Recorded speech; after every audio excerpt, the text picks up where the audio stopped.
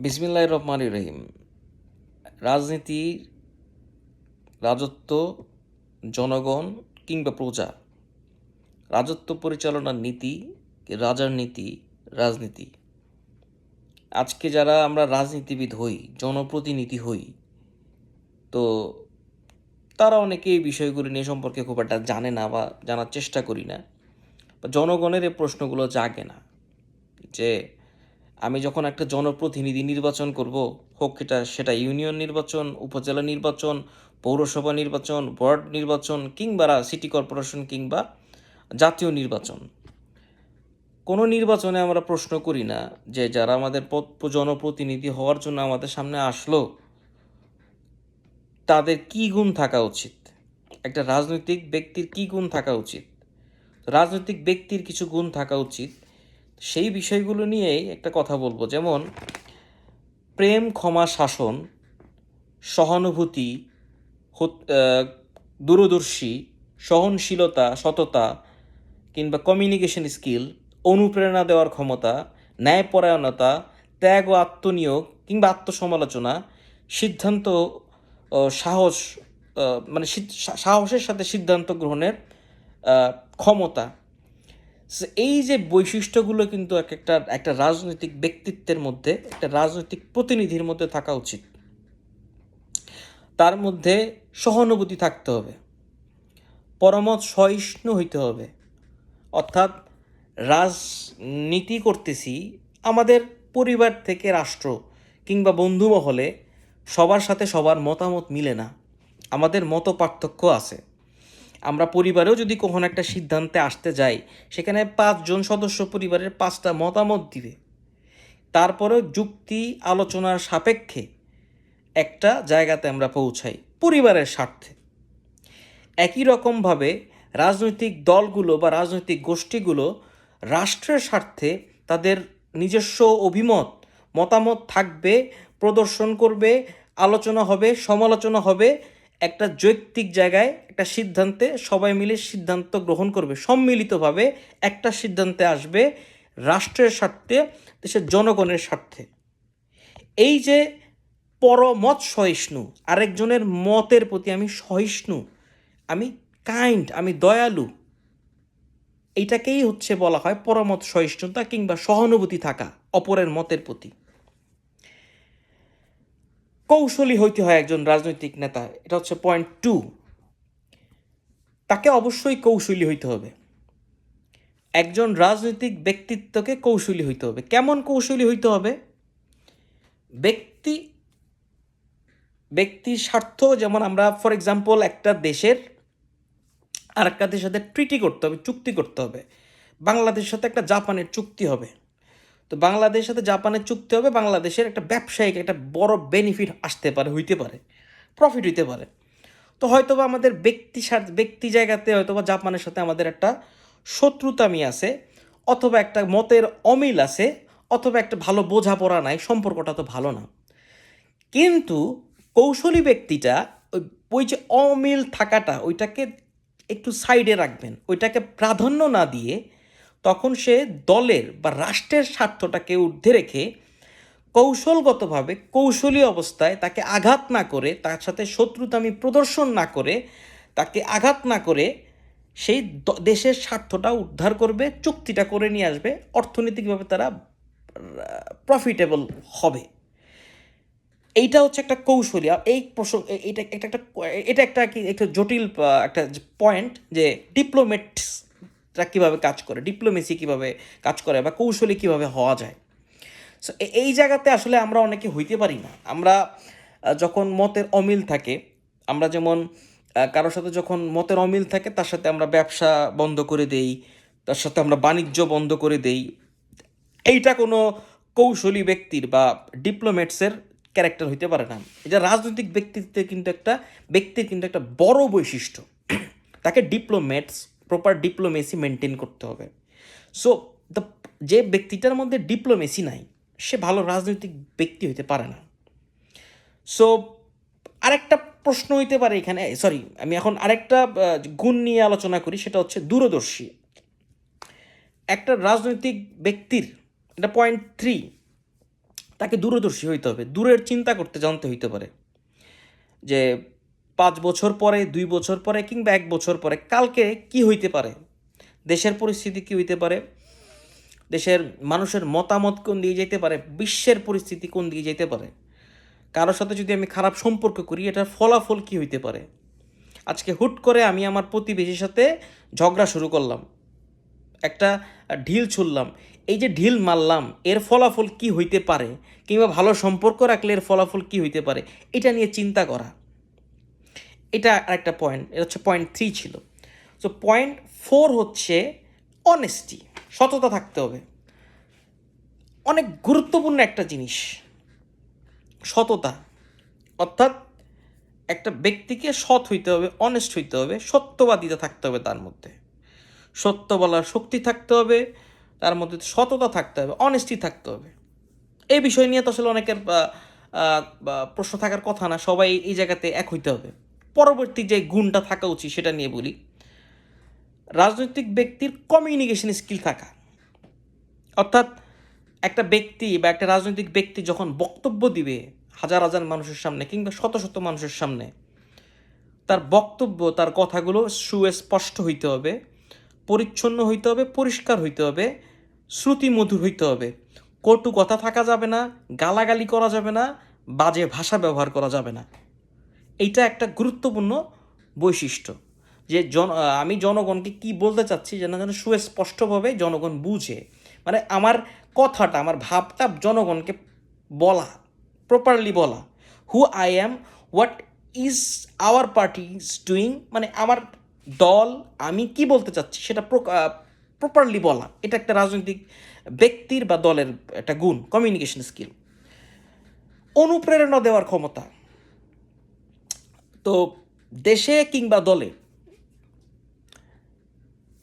দলে একটা লিডার তার দলকে বা দেশবাসীকে ইন্সপায়ার করতে হয়, অনুপ্রেরণা দিতে হয়।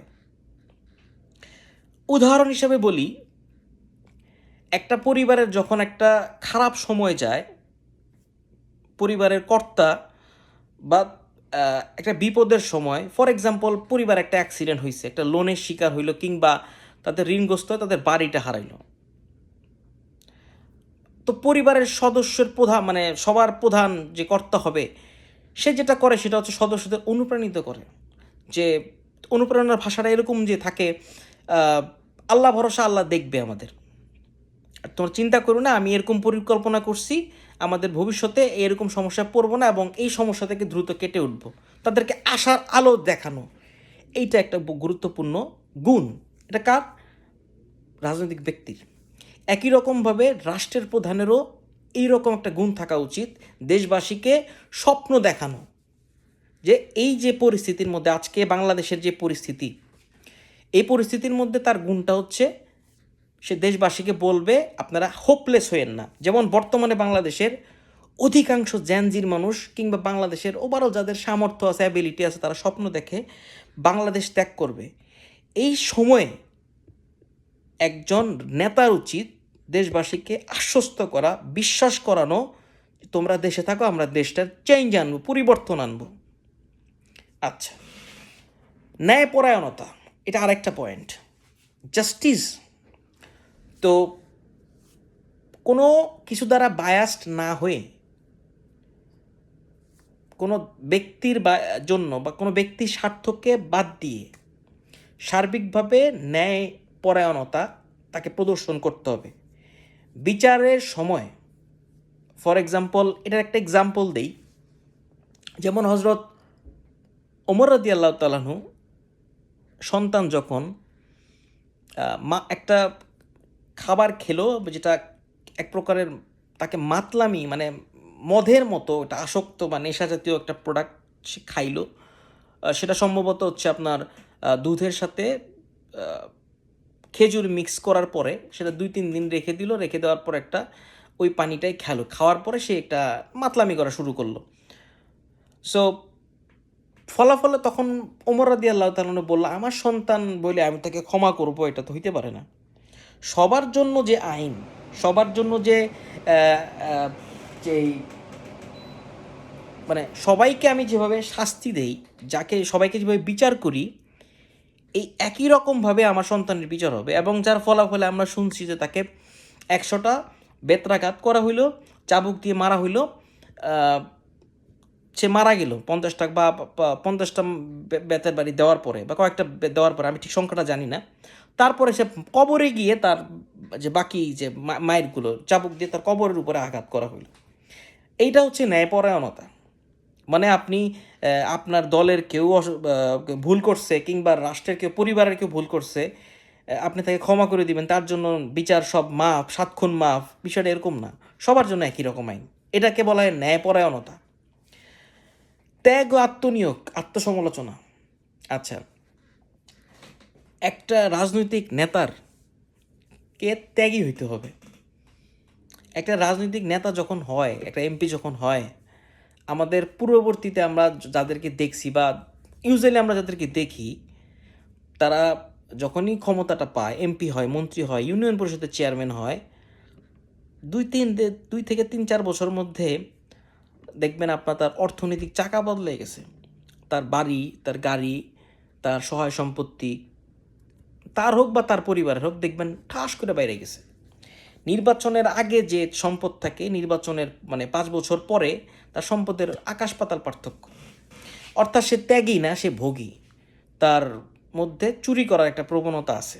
সো এইখান থেকে এই জায়গাটাতে পয়েন্টটা হচ্ছে, তাকে মূলত জনগণের কথা চিন্তা করতে হবে। নিজের কথা চিন্তা না করে, নিজের অর্থনীতির মুক্তির কথা চিন্তা না করে, বা নিজের টাকা চুরি করার, আত্মসাৎ করার চিন্তা না করে, সবাইকে নিয়ে কেমনে ভালো থাকা যায় এটা তাকে চিন্তা করতে হবে। তাকে আত্মনিয়োগ করতে হবে, যেন আপনার মানে সমাজের মানুষের কাজে, মানুষের কেমনে বৈষম্য দূর করা যায়, মানুষের কীভাবে অর্থনীতি মুক্তি দেওয়া যায়, অন্ন বস্ত্র বাসস্থান শিক্ষা চিকিৎসার কীভাবে নিশ্চিত করা যায়, মানুষ যেন সম্মানের সাথে বাঁচতে পারে, এই বিষয়গুলো, কর্মসংস্থান সৃষ্টি করার বিষয়ে তাকে আত্মনিয়োগ করতে হবে, চিন্তা করতে হবে, সময় দিতে হবে, ব্যক্তির পরিবারের ঊর্ধ্বে গিয়ে চিন্তা করে বাদ দিয়ে। তো আত্মসমালোচনা করা, এটা আরেকটা গুরুত্বপূর্ণ পয়েন্ট। এই গুরুত্বপূর্ণ পয়েন্টটা আমরা অনেকে করি না। আমি ব্যক্তিগতভাবে ব্যক্তি সমালোচনা যদি আমি এখন করি, যে আমি কিন্তু মানে আত্মসমালোচনা খুব একটা করি না। যেমন আমাদের দেশে দেখি অনেক দল আছে যারা কিন্তু আত্মসমালোচনা করতে পারে না, নিজেদের ভুলগুলো তারা আলোচনা করে না। তো একটা রাজনৈতিক ব্যক্তির কিন্তু one of the very very very important একটা গুণ হচ্ছে আত্মসমালোচনা বা নিজের ভুল স্বীকার করা। আপনি যখন একটা দেশের প্রধানমন্ত্রী হবেন, একটা এলাকার মন্ত্রী হবেন, এমপি হবেন, আপনার মধ্যে এই গুণটা থাকা ভাই ফরজ। এর কোনো মানে অল্টারনেটিভ নাই, থাকতেই হবে। যখন আপনি একটা ভুল সিদ্ধান্ত নিলেন একটা প্রধানমন্ত্রী হয়ে, এবং আপনি পরবর্তীতে এই ভুলটা স্বীকার করলেন না, ক্ষমা চাইলেন না, এর ফলাফল কী হবে জানেন? পুরো দেশটা ধ্বংস হয়ে যাবে, পুরো দেশের অবস্থা বদলে যাবে। যেমন এই একটা এক্সাম্পল দিই, সেটা হচ্ছে আমরা 5ই আগস্টে যে কারণে পূর্ববর্তী সরকার পতন হইল, অর্থাৎ আমরা যাদেরকে স্বৈরাচার সরকার বলি, তারা পতন হইল, তাদের মধ্যে এই গুণটা ছিল, তাদের নিজেদের ভুল স্বীকার করে নাই। মানুষ ক্ষেপে গেল, রাগান্বিত হইল, মানুষের ক্ষোভ প্রকাশ করলো, এবং গণ আন্দোলন, গণ অভ্যুত্থান সৃষ্টি হইল, এবং তারা ক্ষমতাচ্যুত হইল। এই গুণটা যদি থাকতো, তাহলে আমাদের এই মানুষগুলো, জুলাইতে যারা মানুষ মারা গেল, এই মানুষগুলো মারা যেত না, হত্যা করা লাগতো না। আচ্ছা, সাহস ও সিদ্ধান্ত গ্রহণের ক্ষমতা। আপনি একটা সিদ্ধান্ত নেবেন, যে আপনি বলবেন যে এই সিদ্ধান্তটা নেওয়া উচিত, এটা নিলে আমাদের দেশের জন্য ভালো হবে। ফর এক্সাম্পল, আমরা একটা সাহস করে যে আমাদের বাংলাদেশে, এটা কিন্তু একটা গুণ, যেমন পদ্মা সেতু নির্মাণ করা, যেটা কিন্তু খরস্রোতা নদীর উপর এত কস্টলি, আমাদের মতো একটা গরিব দেশ, তো সেটার আমাদের পক্ষে কিন্তু আসলে স্বপ্নের মতো ছিল যে এই নদীর উপরে একটা ব্রিজ তৈরি করা, সেটা একটা স্বপ্ন আমাদের কাছে ছিল।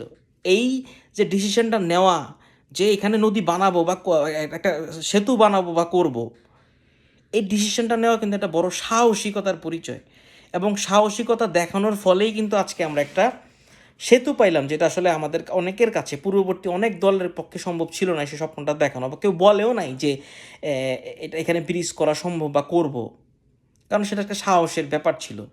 তো সেই সিদ্ধান্তটাও একটা গুরুত্বপূর্ণ বিষয়, যার কারণে আজকে পদ্মা সেতু হওয়ার কারণে আপনি এখানে মত পার্থক্য থাকবে যে এখানে চুরি হয়েছে হোয়াট এভার, বাট দিন শেষে হয়েছে এবং দেশের 19টা দেশের মানুষ দক্ষিণাঞ্চলের এটার উপকারিতা ভোগ করতেছে কম আর বেশি। জনগণের টাকাই হয়েছে, দ্যাটস, এটা সত্যি কথা, কিন্তু সিদ্ধান্তটা তো নিতে হয়েছে তাকে, একটা নেতাকে নিতে হয়েছে, লিডারকে নিতে হয়েছে, রাইট? সে এই বিষয়গুলো আসলে আজকে আমার মনে হইলো যে একটা দলের বা একটা রাজনৈতিক নেতার মধ্যে এই গুণগুলো থাকা উচিত। তো পরবর্তীতে যখনই আপনারা রাজনৈতিক ব্যক্তিকে নিয়ে সমালোচনা করবেন বা কথা বলবেন, জনগণ হিসেবে বা একজন সাধারণ মানুষ হিসেবে এই পয়েন্টগুলো কিন্তু আপনারা বিবেচনা করবেন এবং আলোচনা করবেন, যে 5জন ব্যক্তিকে দাঁড়া করাবেন পাশাপাশি XYZ, এই XYZ এর মধ্যে এই 10টা গুণের মধ্যে সহানুভূতিতে তাকে কত নাম্বার দেওয়া যাবে 10-এর মধ্যে, ক্ষমার মধ্যে কত দেওয়া যাবে, দূরদর্শী কেমন, তার চরিত্র কেমন, তার সততা কেমন, সে জাস্টিস কথা বলতে পারে কিনা, সে তার মধ্যে সাহসিকতা আছে কিনা, তার মধ্যে ন্যায়পরায়ণতা আছে কিনা, তার মধ্যে কমিউনিকেশন স্কিল আছে কিনা, এডুকেশন আছে কিনা। তো সব কিছু মিলে এই 5টা মানুষকে নাম্বার দিবেন, পয়েন্ট দিবেন, জাজ করবেন, তারপরে একটা জায়গাতে বলবেন হ্যাঁ এই ব্যক্তিটা সবচেয়ে বেশি পয়েন্ট পাইছে আউট অফ 100, একে সমর্থন দেওয়া যায়। এভাবে কি হওয়া উচিত না? তো এই ভিডিওটা ছিল বাংলাদেশের সাধারণ মানুষের জন্য, যারা আসলে প্রত্যক্ষ বা পরোক্ষভাবে বাংলাদেশের রাজনীতির সাথে যুক্ত আছেন। যেহেতু আপনি ভোট দিচ্ছেন, যেহেতু আপনি নির্বাচনে একটা দলকে সমর্থন করতেছেন, তার মানে হচ্ছে বা করবেন পরবর্তীতে, তার মানে হচ্ছে আপনি বাংলাদেশের রাজনীতির সাথে কিংবা রাজ্য পরিচালনার দায়িত্বে একটু হইলে আপনি অংশীদারিত্ব পালন করতেছেন। ধন্যবাদ সবাইকে, ভালো থাকবেন, আসসালামু আলাইকুম।